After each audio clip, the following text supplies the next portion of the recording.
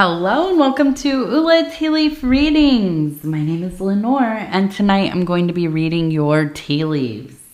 This is a horoscope for Libra. If Libra is your solar, lunar, ascendant / rising sign, then this is a message for you. All right, let's get started. And so Libra, our card tonight is the Prince of Discs.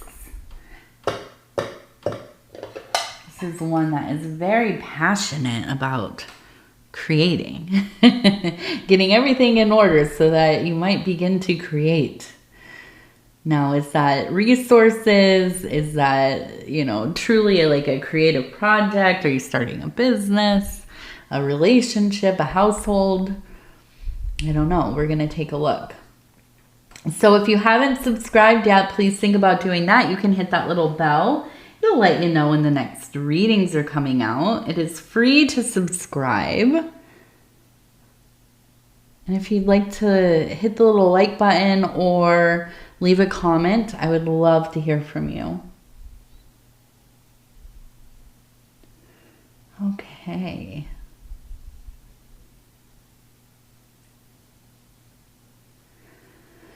So let's start right here.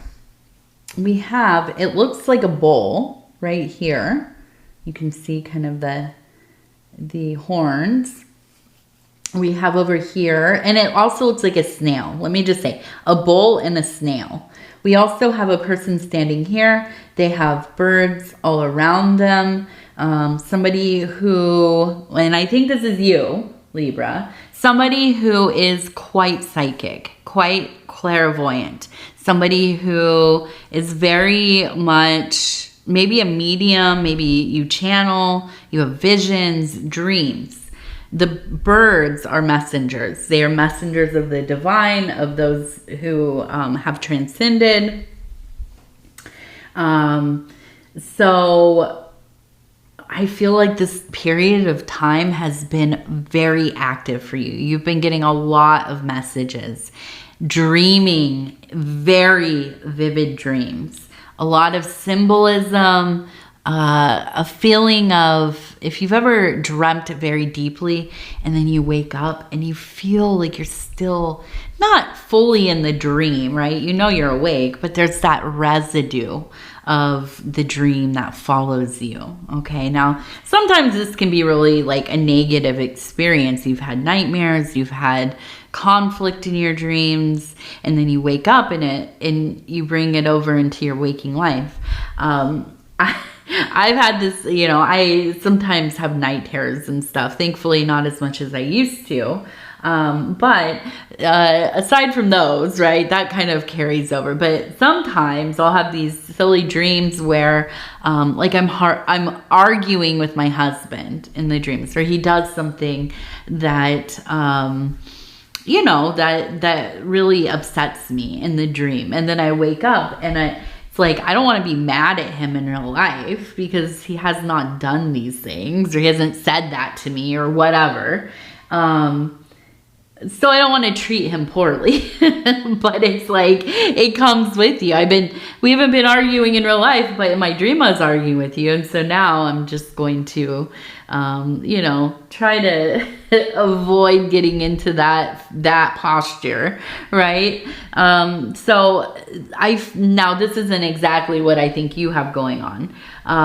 In the same kind of stretching that kind of dream membrane with you. It's like you have it's like a membrane or a residue or whatever. It comes with you into that waking life time, especially in the morning. Sometimes it can be something quite beautiful, right? You can have just the feelings of elation and joy and beauty. And so I feel like you've been having these like really intense moments in your dreams, intense kind of walking through life in this dreamy state.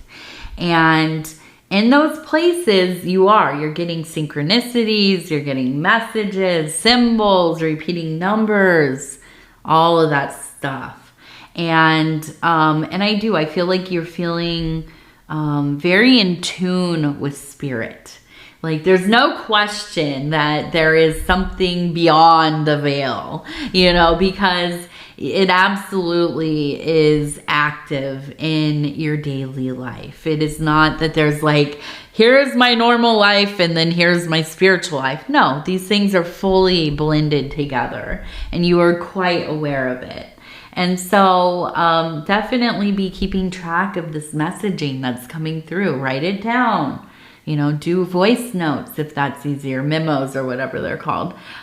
Keep documentation of it, because it might not mean that much right now. You might have these things come up and you don't, you think, I don't even know what that is, or it has no meaning to me. Recently I was looking at some old journals of mine, and I had forgotten that some years ago, it was maybe like 6 years ago, I had this series of encounters with some kind of spiritual intelligence, right? I don't know exactly what it was, but it was this brief window of maybe a week and a half. And it was coming through a variety of things, but mostly through a friend of mine. We were having these conversations, and this information was like coming through. It was so weird because it was outside of the realm of their normal personality and even their normal interests. Now, they're a poet, so they do have like this kind of, extraordinary ability to experience emotions and, notice things and whatever. So I feel like there's an openness there. It felt like it was coming through. Well, anyways, when I was, having these interactions, I started to hear in my dreams, even in my waking life, I would hear this word over and over. And I'm not going to tell you what it is because it will kind of dox me. But it was the name of a place. And it's also, it's not just like a formal name. It can be other things. And like, other objects or whatever. So I thought, I don't know what that means regarding me, but I've heard this and it keeps coming through. It keeps coming through. So I kind of made it a mantra because I kept hearing it. And then I forgot about it. I wrote about it. I forgot about it. And then recently, like I said, I was looking at my journals, my diaries, my magical captain's logs is what I like to call them. And come to realize one of the towns that's literally 5 minutes down the road has the exact name. It's the same thing. Same name, word, same spelling, same spelling, everything. And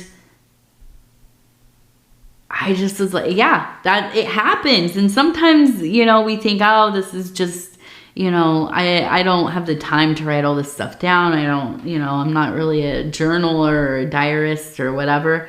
But yeah, it might be important someday, a confirmation arises and you just forget. You forget because life is so busy and we read so many things and, we have these, sacred moments and they feel very sacred in that time. But yeah, if you don't document it, you might totally forget about it, or at least the details, right? And so important to keep track of that stuff.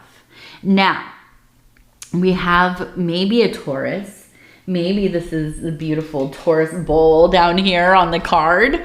But it is like a snail.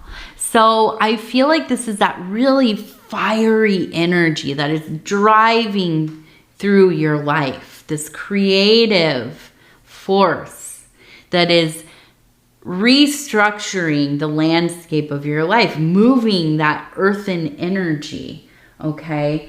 and quite literally, changing things, your job, your home, your yard, you know, your relationship, whatever it is, whatever this pertains to. But it is a reminder that even if you feel that fiery power, that energy to move mountains, pump the brakes. Drive slow, right? Take it one step at a time. Be mindful, okay? You know, this energy will not burn itself out quickly. So if you go slow instead of that, you know, it's the instinct to just power through it. Let it, you know, just open it up all the way. I feel like that is where catastrophe might happen. We get that imagery of a bowl in a china shop, right? Just breaking things. And so we go slow. Take it slow. Baby steps. Look it all over. Take in all the information. Choose wisely, right? Use that wisdom that I know you have to make decisions that are going to work for you, to be of service to you, to your ultimate vision, okay? So let's go ahead. We're going to keep going this way. And it looks like we have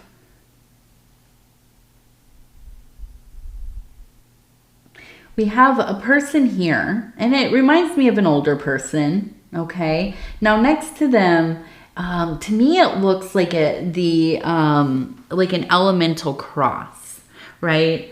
And this is a symbol that is sacred in almost all cultures. Okay.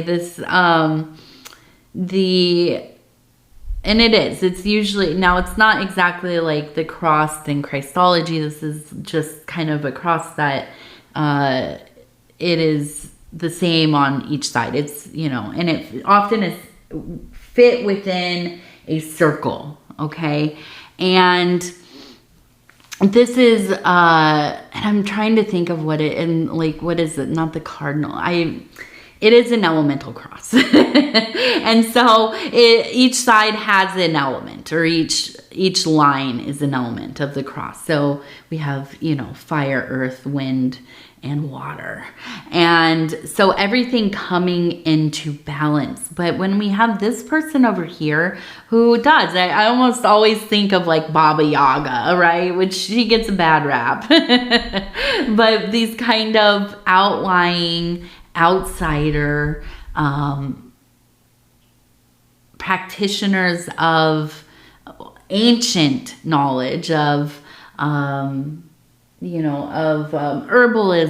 of medicines, of a lot of times these old crone kind of witch archetypes, they live in the forests, they're scary, nobody, everybody stays away from them.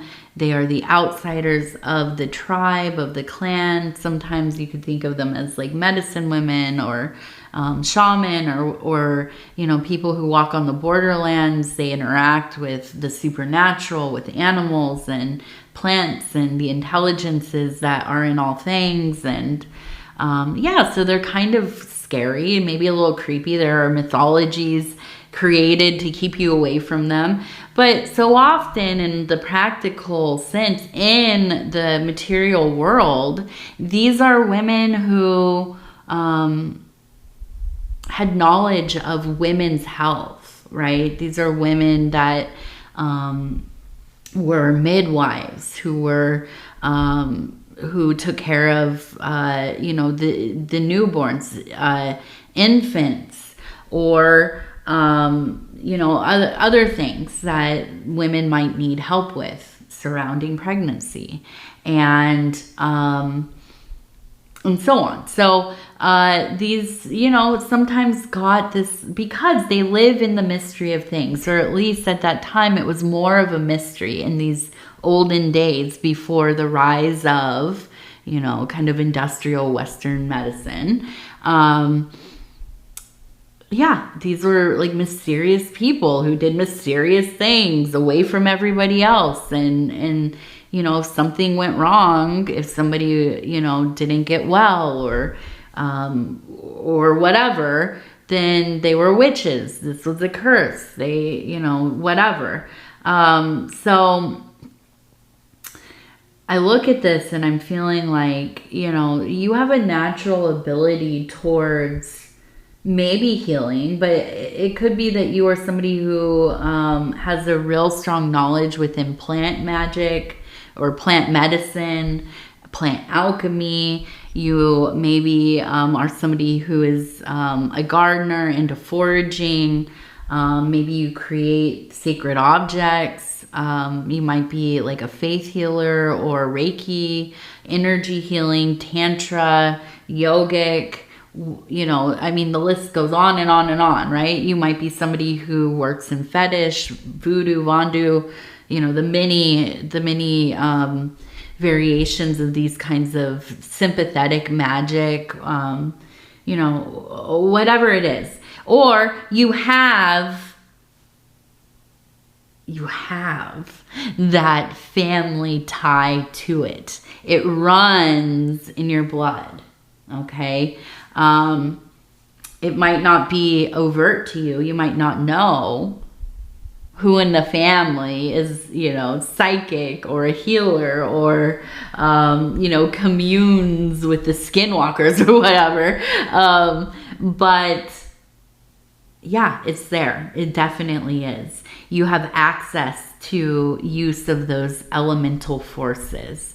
It comes naturally. It's an innate thing for you. Now, do you partake in this? Maybe not. Maybe it's something that, you know, as a child, you were prone to it. You felt like, oh, this is maybe my imagination or, you know, when I was a kid, I lived for a couple of years up by South Lake Tahoe. And I lived in the forest that's in the Sierra Nevadas. They're between California and Nevada. And so I lived up there. There are a lot of beautiful trees, you know, and unfortunately there's also a lot of logging, you know, which is where, you know, they're cutting down these trees. And there was a period of time where we were living on this property. It was like a little over, you know, I think about 2 acres. And on the back side of the property, they were cutting down trees. And I would go out there and I would sit on the stumps and I would cry. I would talk to the trees. I would, you know, plead for them to forgive us for our trespasses. And I don't know where that came from. Nobody else I knew was doing that. Now my father, we're Choctaw in that side of the family. My father is a very spiritual person and very in tune with nature spirits, with animal spirits especially. But I don't know. It's just something that I knew to do. It was something that I was drawn to. I was compelled, I felt like, at times. I would spend hours. I mean, you know, not an hour or two. I was out there for, you know, 6-7 hours a day wandering in the forest and playing and make-believing and communing. And so these things, for some of us, for all of us really, I mean, I'm a firm believer we all have these abilities and we all have the inclination. It's just if it is fostered in us, if we are given space to explore it, if we are kind of made fun of or condemned about it. You know, you might have parents, they don't know what the heck you're doing. They think that's weird. Stop doing that, you know. And that happens for people, unfortunately, you know. But I feel like this is there for you. It's very potent. Okay, you have a connection that is very pronounced. And I feel like if you have not explored that, then this is a time of your life where you will begin to, okay? This is a time of your life where you cannot ignore it any longer. And if you do some searching around, if you have, you know, your parents, your grandparents still around to talk to, go looking through the extended family, because you will find that there are practitioners all the way back. Now, are they formal? Do they run like a cult or something? Probably not. I mean, they might. But most likely they were somebody who used their abilities within their work, within their career. Maybe they went into medicine. Maybe they, you know, I hear a lot on here. My grandmother, my Nana, my, you know, my Nona, my Yaya, whoever, they read tea leaves. They read tarot. You know, they could always tell you when somebody was going to be pregnant and what was the gender and, you know, these kinds of things. And you'll be so surprised when you really look back and think about it. Yeah, you probably have some very magical people, and you yourself very magical. So this seems like a sign of just great power in your life right now, okay? Especially in those realms. Okay, I want to look.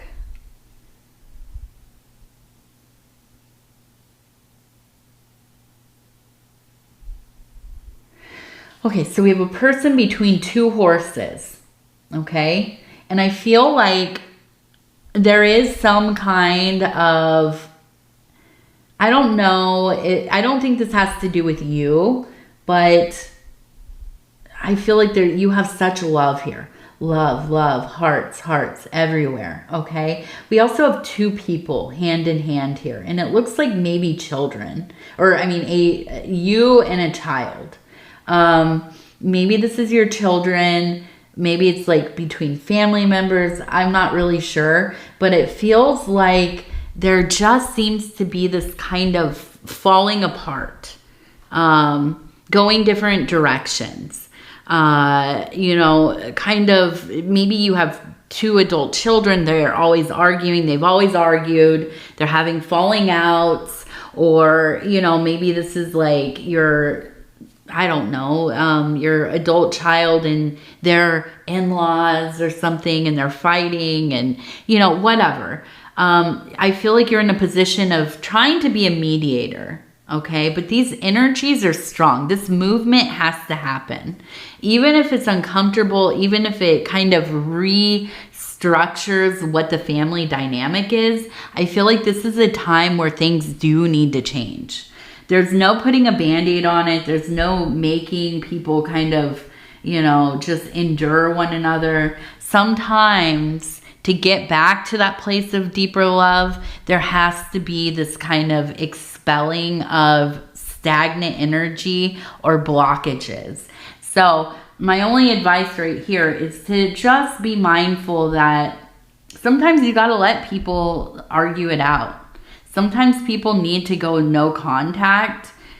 It might not be forever, right? But sometimes they do. They need to like distance themselves from one another so they can get their lives sorted out, so they can, you know, not be focused on that turmoil. So, you know, kind of low key, don't put your foot where it doesn't belong, you know, basically. Now up here we have the number 56. Okay, so 56, an important number. And we're going to go over here, take a look.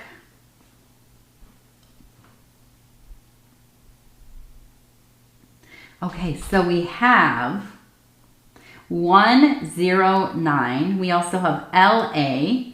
Okay, maybe a place. Maybe you're in Louisiana or something. But it could be initials or part of a word or a name. And we have 109. Okay. So we have a bird, we have a squirrel, and we have a person who's pointing at a star. So immediately I'm feeling like, oh, and we have 800, 800, okay? Immediately it's telling me there's really this strong message coming through with the bird that this is a time to be saving. Okay, we have the squirrel, so that tells me saving money, saving resources. Now, we also have a person pointing at the star, so that tells me this has to do with being able to reach a big goal in your life, right? The star, if you can think about standing out at night, looking at the stars, finding one that's extra shiny, extra beautiful, it's your favorite one, and you look at it and you're dreaming and you're thinking, one day I would like to, you know, whatever it is, insert whatever you're dreaming about. And that is what the star card is. That's what the star card archetype is for me. Whenever I see it, it's like, okay, this is a long-term goal. This is a big dream of your life.